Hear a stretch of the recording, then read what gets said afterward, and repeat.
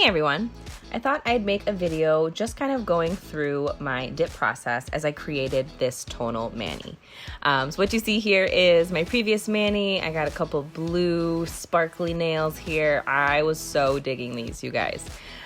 This was such a fun combo for me to do. I have been trying to do different manis on each hand, but trying to keep them somewhat related just so I don't look like a crazy person out in the world, but I've started to care less and less. But I was so loving that blue set.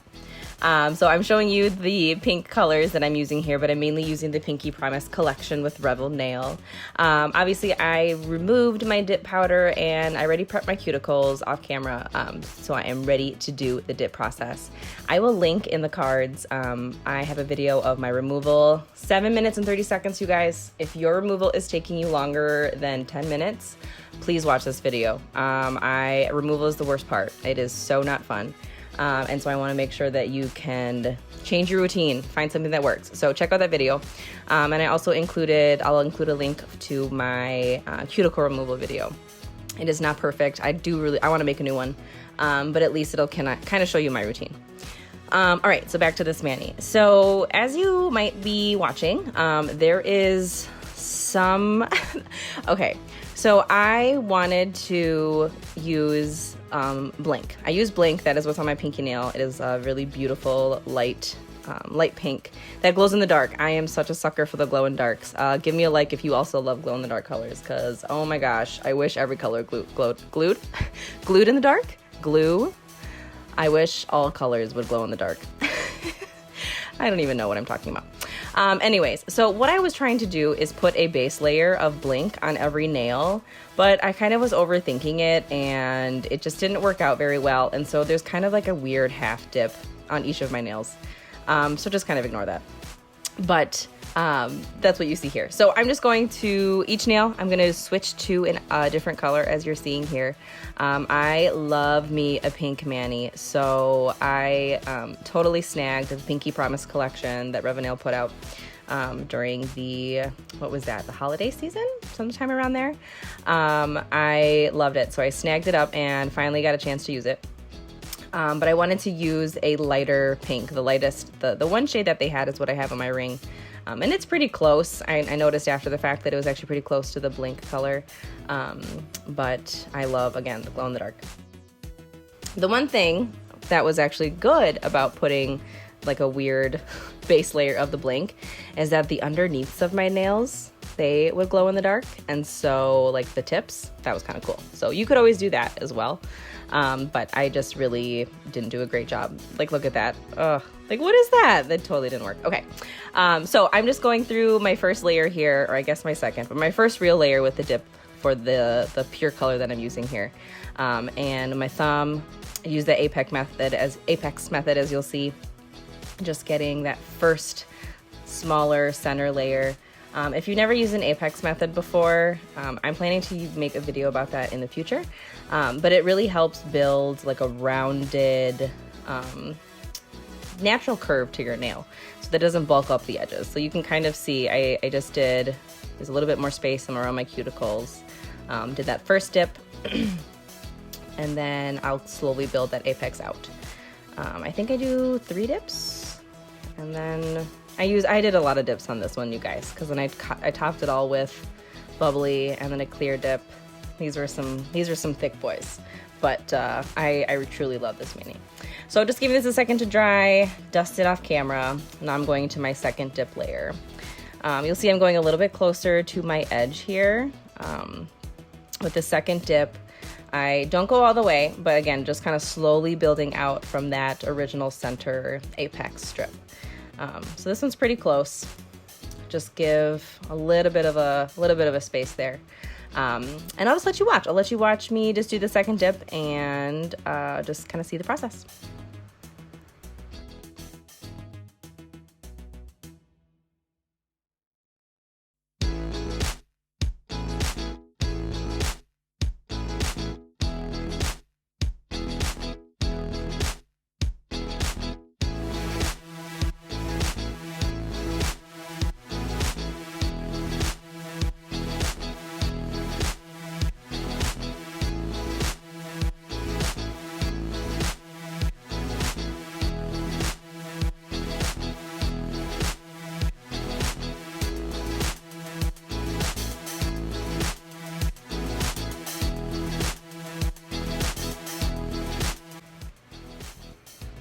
I'm just gonna jump in really quick because on this nail, I dip into the dip powder like immediately after applying the dip liquid, and I almost go too quickly and not at a great angle. And you can see I get this little ripple in my nail, which, those are the worst.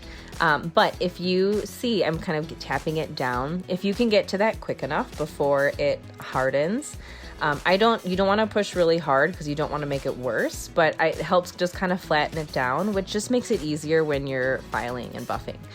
Something like that you can usually just kind of buff out, but if you flatten it down as much as you can, then it makes it a little bit easier on you when you're in the filing stage. So I'm just going to finish up the second coat on each of my nail, making sure getting closer to the edge. Just going back in. Sometimes when I dip, I pull my nail back out, if the dip powder looks wet, looks kind of like wet sand, I will just re-dip. Just dip it again, just to make sure you have enough on that dip liquid. And then dust, dust, dust. Really make sure you get everything off.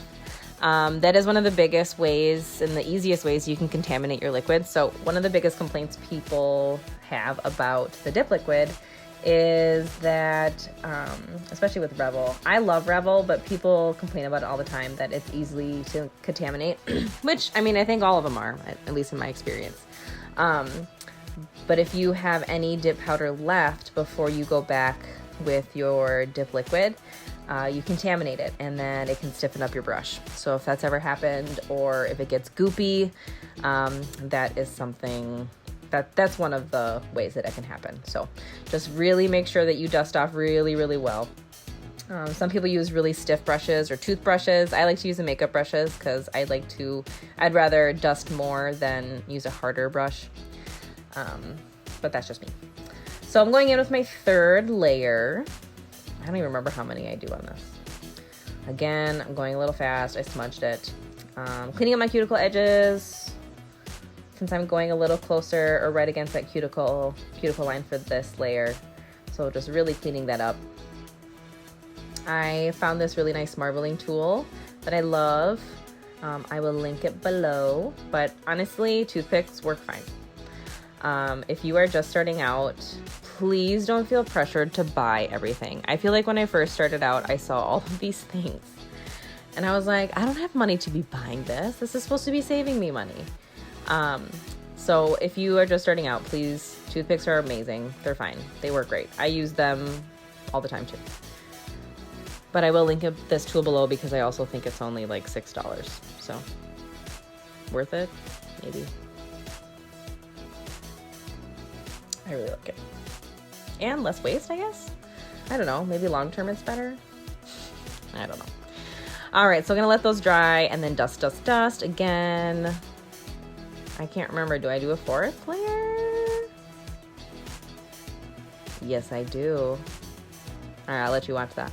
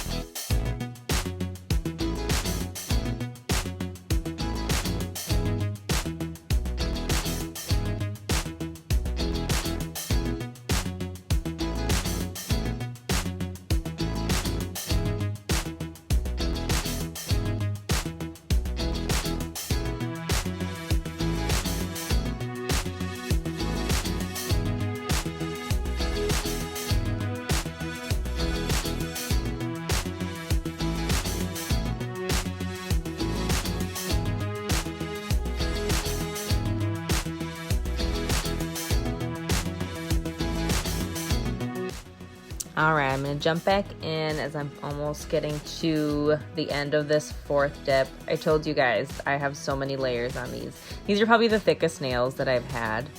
And that is one of my, like, thin nails. That's I need to. Thick nails are just, for me, I can't handle them. So these were really thick, but I loved them, so it was worth it.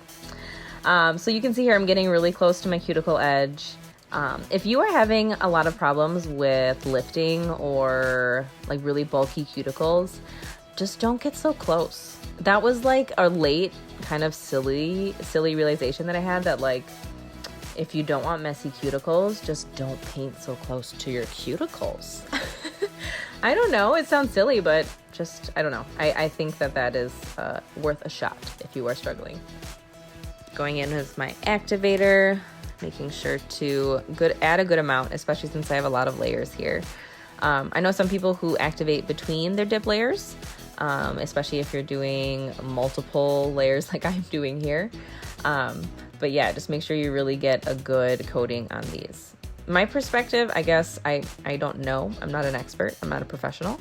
But I feel like there was no too much, right? Like, go 2 doses if you feel like it. So I'm going to go file a buff off camera, make them nice and smooth, because I'm going to top them with Bubbly. I hadn't used it yet. I wanted to try this. I thought it would be beautiful to add to this tonal mani. I'm a sucker for anything sparkly, so had to kind of jazz this up a little bit. But because of that, I wanted to make sure I had really nice thin layers or thin nails to begin with, since I was going to add Bubbly and then a layer of clear. So like I said, these are a little bit thicker than normal, but I loved them, and I hope you do too. So I just did 1 full coat, so I'm going all the way to the edge. I already have that apex built, so just going 1 nice even coat with that Bubbly, making it nice and sparkly.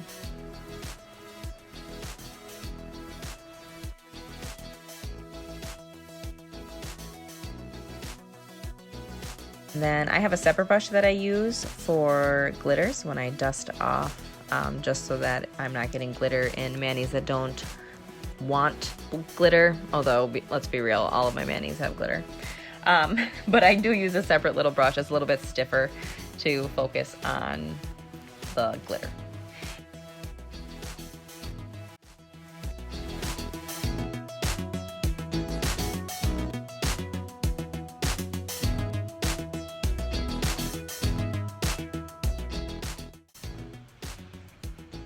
And then I'm going to top these with a clear dip powder coat, and then file and shape them off camera. So you'll notice that my nails do not look sparkly anymore. And if this is your first time ever using glitter, or ever using a dip clear over glitter, you probably will be like, oh my gosh, what happened? But then you get to use Activator, and it's like magic happens. I love watching the color transform when I add the Activator, especially to the 2 darker nails. But yeah, adding a really good dose of the Activator to make sure it is nice, and I always say activated, and it just sounds so silly to say that. Like, use a lot of Activator to make sure it's activated, but honestly, that's what it is. Again, so I filed and buffed off camera. You kind of got a sneak peek of the files and buffers that I love to use. I'll link those below so you can find those. And I'm going to walk you through my top coat. So first, you want to activate. You want to activate them again. After you file and buff, wash your hands, make sure they're not dusty, and then apply a good layer of Activator. And then you want to wait for 2 minutes. I know that sounds weird, but I set a timer for 2 minutes. No more, no less.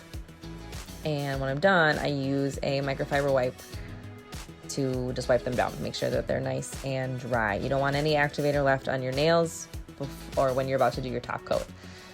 Top coats can be tricky, and it's one of the most frustrating things. If you spent hours working on your nails and then you go to top coat them and they get splotchy or just gooey or anything, it's just the worst. So wait for 2 minutes and then make sure you wipe everything off. Some people like to use alcohol. I tried that and I ended up not liking that. But try it. I think everybody's different, so it's always worth a shot. So I have used rubbing alcohol in this process when you're wiping them down. But I felt like then I had to wait for that to dry if I used too much, and I don't know, it was just another step for me. So I just ended up using the wipe. It works great. Then immediately go in with your top coat. You want to do this in 2 stages. So you want to do an initial top coat, and I have a more in-depth video that I'll link above. But you want to do an initial top coat layer quickly. You don't care about how this one looks. And then you want to go immediately back and re-top coat them.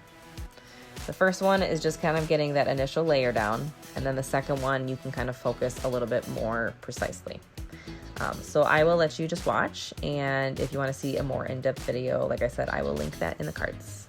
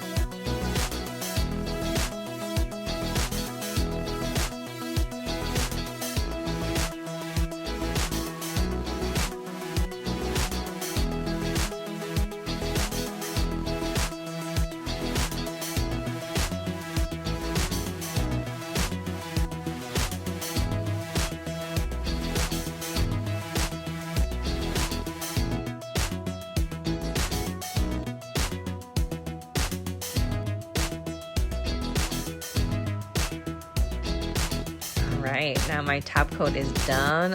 Look at those. This doesn't even do it justice. Oh, these were so beautiful. Pink is my go-to, and this was so fun. I loved the little bit of shimmer that Bubbly gave all of these beautiful colors. They were a little thick, again, but I made sure to really shape them down so they weren't too thick for me. But man, oh, beautiful. Give me a like if you are just obsessed with these as I am. I will link everything I used down below so that you can know what I used. That sounds so dumb, but I mean, it is what it is. Thank you for watching, you guys. I hope you loved this mani as much as I did, and I hope you found this useful. Check out any other videos I have if you are interested in more nail stuff, and let me know down below what you'd love to see in the future. There is a little subscribe button.